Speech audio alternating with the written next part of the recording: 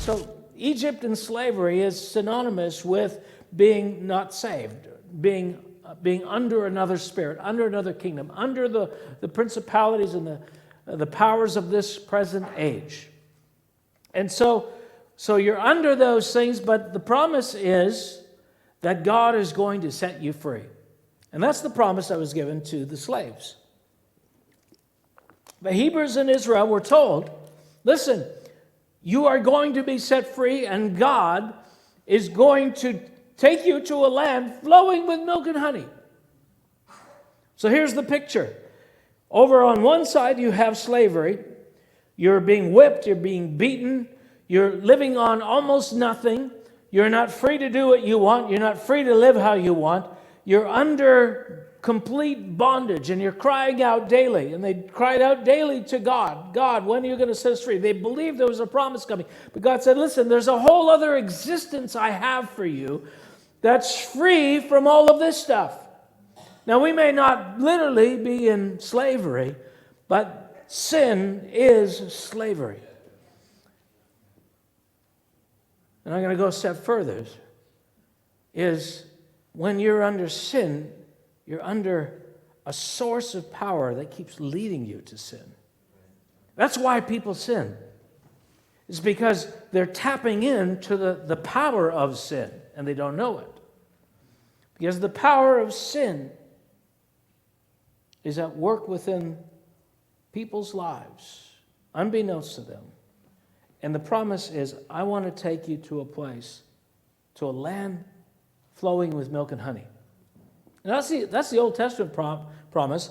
The New Testament promise is kind of like it. It's in Matthew 11:28. You probably all know it. You've probably memorized it as kids if you were, grew up in the church. But here's the promise. Jesus gave this.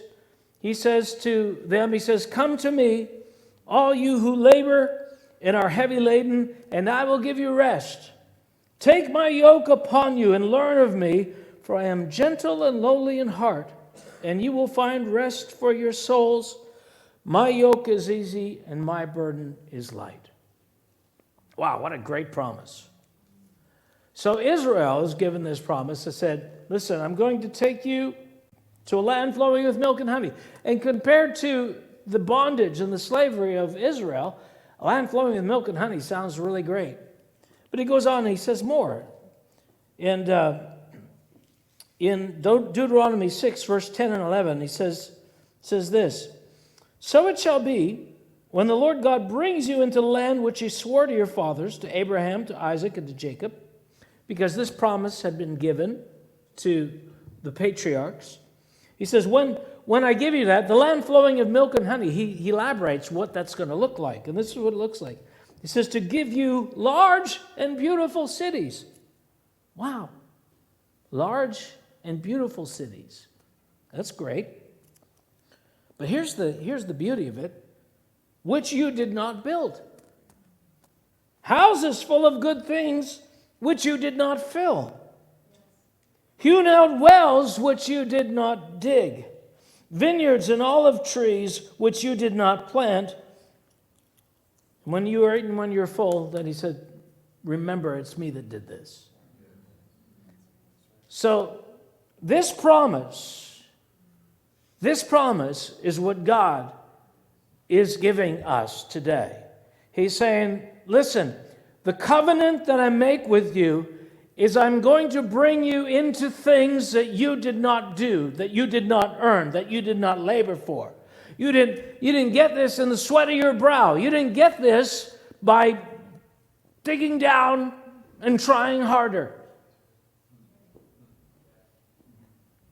Now, we should talk about trying harder sometime, but not today.